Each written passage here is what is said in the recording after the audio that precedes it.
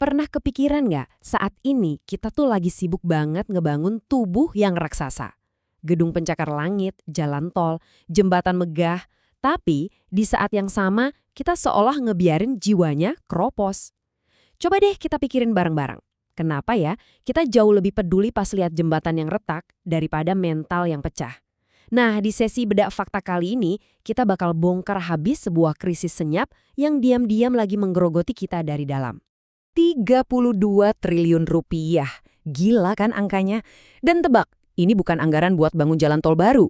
Ini adalah total kerugian ekonomi yang hilang dari kantong negara kita setiap tahunnya. Menurut data dari Antara News, kerugian raksasa ini murni gara-gara masalah kesehatan jiwa yang terus-terusan kita abaikan. Selama ini kan kita mikirnya bangun negara tuh cuma soal fisik aja ya, urusan infrastruktur. Tapi nyatanya ada krisis finansial yang efeknya jauh lebih ngeri dari sekedar aspal bolong di jalanan. Jadi gini perbandingannya. Di satu sisi, ambisi kita buat ngebangun tubuh raksasa itu luar biasa gede. Fokus kita benar-benar tersedot buat urusan infrastruktur fisik. Tapi di sisi lain, jiwa kita keropos. Kesejahteraan psikologis manusia yang sebenarnya jadi mesin utama penggerak negara ini malah ditelantarkan begitu aja. Ibaratnya kita rela ngeluarin triliunan rupiah buat cor beton, tapi kita lupa ngerawat manusia yang berdiri di atas beton itu. Masuk ke bagian pertama, berjuang dalam sunyi, the invisible human cost. Coba deh lihat data dari Bank Dunia ini, beneran bikin kita sadar.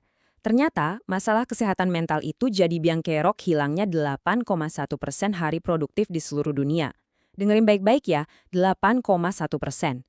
Angka ini bahkan jauh lebih gede daripada hari produktif yang hilang gara-gara kanker di angka 5,8% atau penyakit jantung di 4,4%. Jadi kalau ada yang masih mikir gangguan mental itu cuma sekedar lagi sedih aja, wah itu salah besar. Ini krisis global yang lumpuhin produktivitas jauh lebih parah dari penyakit fisik mematikan yang selama ini paling kita takuti. Sekarang mari kita bawa datanya pulang ke Indonesia. 19 juta jiwa. Yap, ada lebih dari 19 juta penduduk kita di atas usia 15 tahun yang lagi bergelut sama gangguan mental emosional. Buat ngasih gambaran aja, itu setara loh sama seluruh populasi beberapa negara tetangga kita. Jutaan orang ini bisa siapa aja, bisa tetangga sebarumah, teman satu kubikel di kantor, atau ya bahkan anggota keluarga kita sendiri. Mereka tiap hari harus berjuang nahan beban mental, sendirian di dalam kesunyian. Dan yang paling bikin miris itu kesenjangan pengobatannya. Data Riskesdas nunjukin fakta yang cukup bikin kita geleng-geleng kepala. Gimana enggak? Lebih dari 90% orang yang mengalami gangguan jiwa itu enggak dapat perawatan sama sekali. Bayangin, dari belasan juta orang tadi yang pernah dapat terapi atau bantuan medis itu kurang dari 10%. Coba deh, kalau persentase ini terjadi di penyakit menular fisik, ini udah pasti langsung diumumin jadi darurat nasional kan? Oke, lanjut ke bagian 2. Mengapa selalu dianaktirikan? Mengungkap kegagalan sistemik. Nah, kalau kita bedah dari sumber-sumber data yang ada, sebenarnya ada 3 tersangka utamanya nih. Pertama, anggarannya super minim. Kedua, stigma di masyarakat yang masih tebel banget. Dan yang ketiga, kita benar-benar lagi krisis tenaga ahli. Yuk kita kupas satu-satu. Kita mulai dari soal cuan dulu nih. Realita pahitnya, dari ratusan triliun dana kesehatan nasional kita, porsi buat kesehatan mental itu seringnya nggak nyampe 1%. Ya, kurang dari 1%. Prioritas pemerintah itu masih stuck di penanganan penyakit menular sama bangun fasilitas fisik. Logikanya nih gimana caranya kita mau nyelesain masalah yang raksasa kalau pelurunya cuma dikasih remah-remah anggaran? Terus, seandainya nih uangnya ada dan program screening udah digas, kita tetap bakal nabrak satu tembok tebal. Namanya stigma. Dari hasil survei, hambatan paling gede buat masyarakat, bahkan sampai 58% loh, buat sekedar cek atau nyari bantuan di puskesmas, itu adalah rasa takut.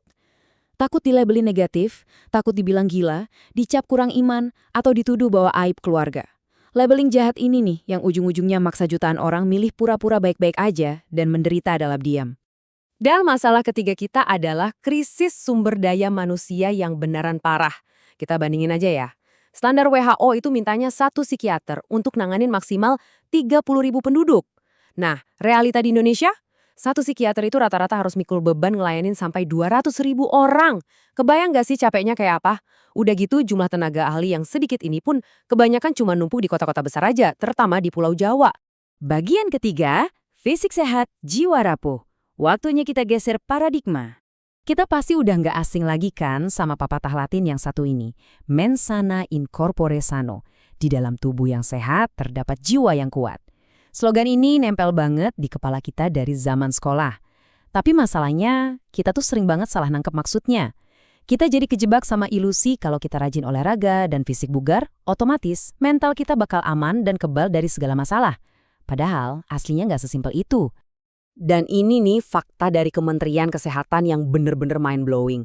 Ternyata hubungan fisik sama mental itu jalannya dua arah teman-teman. Malah sebaliknya itu efeknya mematikan banget. Jiwa yang lagi sakit, stres kronis, atau depresi yang dibiarin gitu aja, itu beneran bisa memicu atau bahkan memperburuk penyakit fisik yang berat. Mulai dari penyakit jantung karena tekanan darah naik terus, gagal ginjal, kanker yang makin parah, sampai memicu diabetes gara-gara gangguan pola makan pas lagi stres. Intinya, mental yang hancur pelan-pelan bakal ngancurin fisik yang sekuat apapun. Jadi jelas banget kan sekarang, visi gede nasional kita buat ngebangun SDM unggul itu mustahil kejadian. Beneran cuma bakal jadi mimpi kosong di atas kertas doang kalau kita ngotot cuma fokus manjain raga, tapi terus-terusan nutup mata sama kesehatan jiwa rakyatnya. Nggak akan nyambung. Masuk ke bagian terakhir kita, berhenti menghakimi, mulai peduli. Sambil dengerin ini, saya pengen kalian coba renungin satu pertanyaan ini deh. Kalau ada fisik yang terluka, buru-buru kita obati, terus kenapa pas ada jiwa yang terluka malah kita hakimi? Kesehatan mental itu bukan ajang kompetisi siapa yang paling waras dan siapa yang gila kok. Ini murni soal keberanian. Keberanian buat ngaku kalau kita ini cuma manusia biasa yang kadang bisa hancur, bisa terluka, dan butuh banget ditolong. Coba deh tanya ke diri sendiri, sebenarnya apa sih hambatan paling gede buat kamu mulai benar-benar peduli sama isu ini, baik buat diri kamu sendiri atau buat orang-orang di sekitar kamu? Cukup sampai di sini pembedahan fakta kita kali ini. Ingat ya, ngerasa capek mental itu wajar dan manusiawi banget. Berani cari bantuan profesional, itu justru nunjukin kalau kamu hebat. Jangan pernah ragu buat melangkah kalau memang butuh ditolong. Saya pamit dari Lab Fakta, menguak fakta bukan sekedar cerita. Makasih udah nemenin sesi kali ini, teruslah kritis, dan yang paling penting, tetaplah peduli. Sampai jumpa!